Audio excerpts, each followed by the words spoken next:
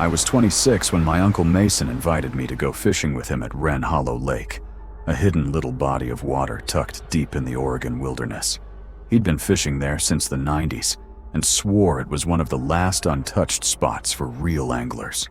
No cell phone reception, no tourists, no campsites. Just dense forest, a narrow trail, and the lake.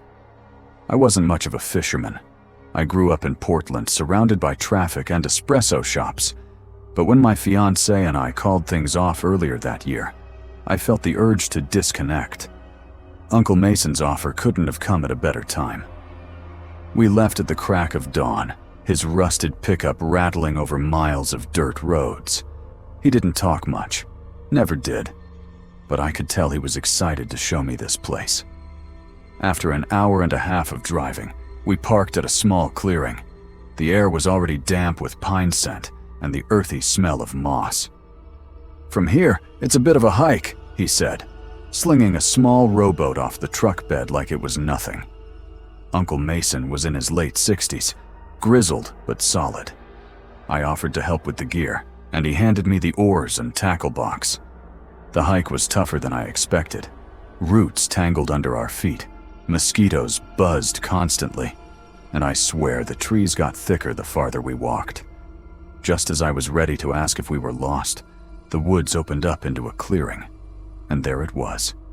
Wren Hollow Lake. It looked like something out of a fairy tale. The water was still, perfectly reflective, and surrounded by heavy evergreens that blocked most of the sunlight. There were no birds, no frogs, not even the faint ripple of fish near the surface. "Quiet today," Mason mumbled, as if reading my thoughts. We got the boat into the water and pushed off from shore. He didn't use a motor. He said the sound spooked the fish. Instead, I rowed us out to the middle while he baited the lines. Then, silence. No traffic. No humming of power lines. Just the soft sound of the water tapping against the boat. After a while, I asked, "So, what kind of fish are in here?" Uncle Mason didn't answer.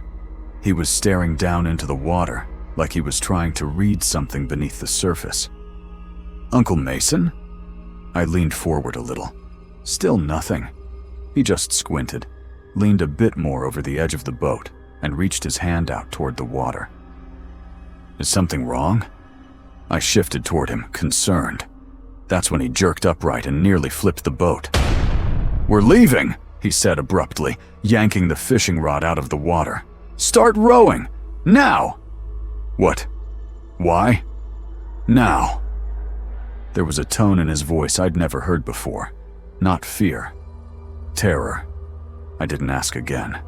I started rowing as hard as I could, even though the boat swayed dangerously from the sudden motion.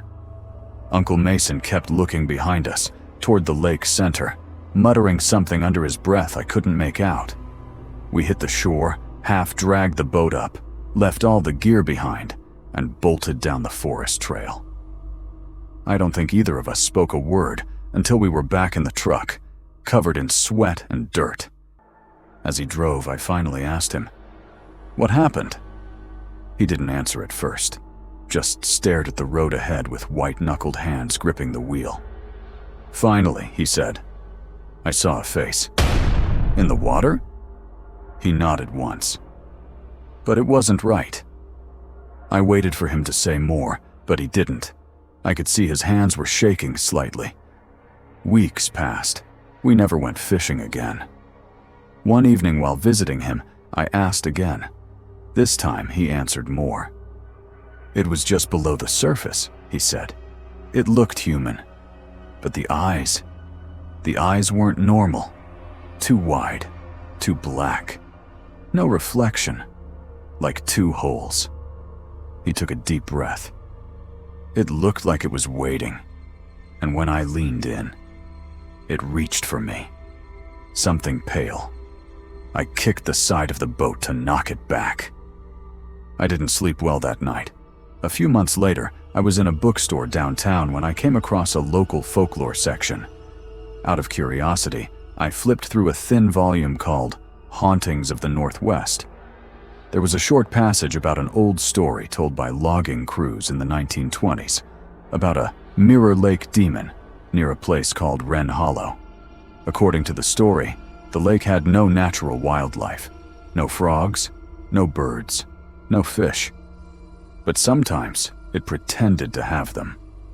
The story said the demon would mimic the face of someone you knew or a stranger and lure you close enough to the surface. Then, it would try to pull you under. There was a black and white sketch in the corner of the page, a long, pale face with wide black eyes and no mouth. It was eerily similar to the description Uncle Mason had given me.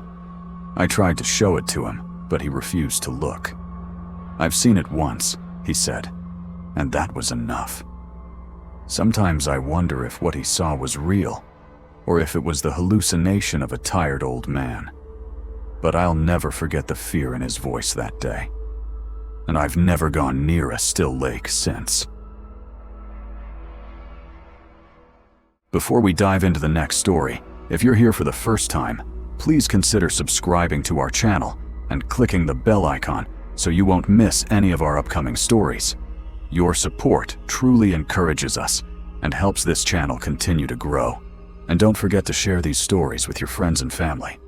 Thank you.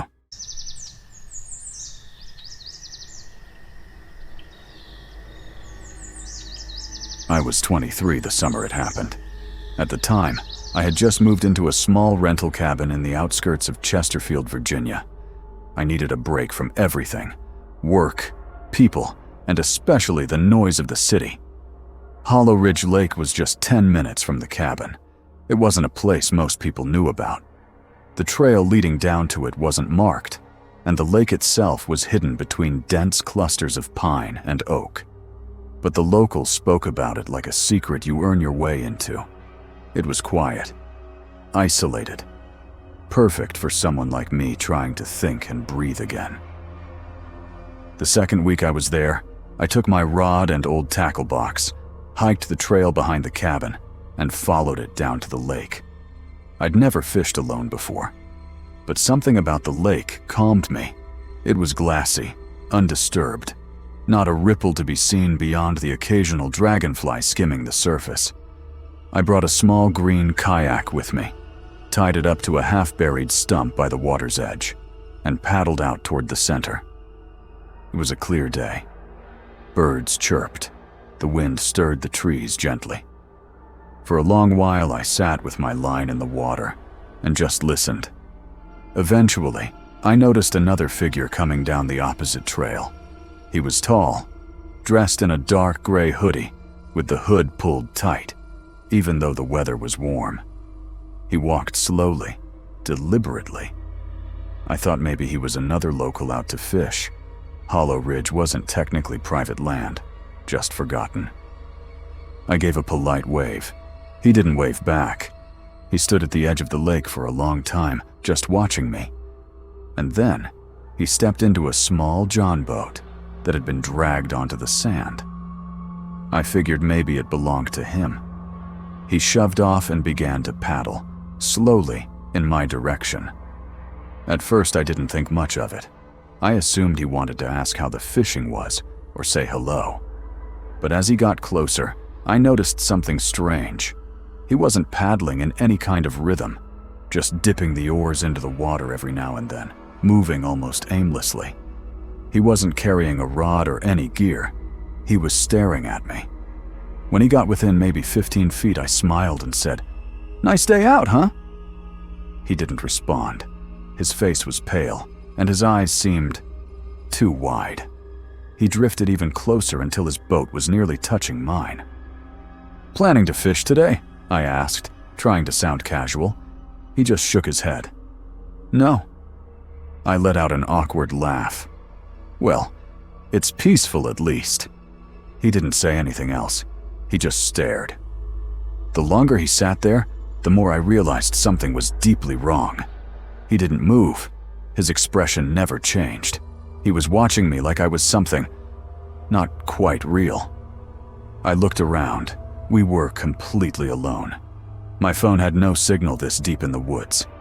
I began slowly rowing back toward shore, pretending I needed to change spots. But he followed. I stopped. He stopped. I paddled again, this time quicker. He picked up speed too. I didn't say anything. I just kept rowing until I reached the shore, stepped out of the kayak, and started dragging it up onto the dirt. He wasn't far behind. "I think I'm gonna call it a day," I said, my voice barely steady. He didn't answer. Then he said, "No, you're not," and lifted his hoodie just enough for me to see the handle of a knife tucked into his waistband. I dropped the rope I was pulling the kayak with and bolted. The trail was steep, and the brush clawed at my arms and face, but I didn't care. I sprinted the entire way back to the cabin. My lungs were burning, but I never looked back.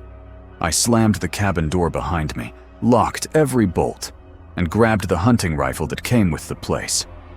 I didn't even know how to use it properly, but the feel of it in my hands gave me some sense of control. I closed every curtain and shut every light. I waited. Hours passed. Nothing. I didn't sleep that night. I kept looking out the small side window facing the trail, heart pounding every time I saw movement in the trees. By sunrise, I convinced myself maybe I overreacted. Maybe the guy was just mentally unwell, or I misread the situation. Maybe the glint of the knife was something else entirely. I didn't know. But that evening, just as the sun began to set, I saw something that made my stomach twist. There were footprints right outside the cabin, bare footprints pressed into the mud. They trailed around to every window. I called the local sheriff's office and reported what happened. An officer came by an hour later. He was kind, but seemed skeptical. He asked if I might have imagined some of it. I told him no. I showed him the footprints. He nodded, said he'd file a report, and told me to keep the place locked up and call again if anything happened. That night, I boarded the windows and slept on the floor with the rifle in my arms. At around 3:30 a.m., I heard tapping, soft and slow, coming from the kitchen window. I stayed still, barely breathing. Then I heard it again, louder this time, a tapping sound, like fingernails on glass, followed by a voice, "Hey, you left early!" I didn't answer. I didn't move. Silence. Then, "You're not asleep, are you?" I covered my mouth to keep from making a sound. My heart was thudding so loud I thought he might hear it. I crawled silently across the room, phone in hand, and dialed 911. It rang once, twice, and then nothing. No sound, just static. I pulled the phone away. No signal. And then I heard the back door rattle. He was trying the handle. I grabbed the rifle, raised it toward the door, and shouted, "I called the cops!" Silence. He didn't say another word. But I heard footsteps, slow, deliberate, moving away from the house. I stayed awake until the sun rose again. That morning, I packed up and left the cabin. I didn't even bother with half my things. I just threw what I could in the car and drove. 2 weeks later, I officially ended my lease. I haven't been back to Chesterfield since. The sheriff's office never followed up. They had nothing to go on. I never saw the man again. But to this day, I can't fish alone. I can't even look at a still lake without feeling watched. Because I'm sure of one thing, he wanted more than conversation.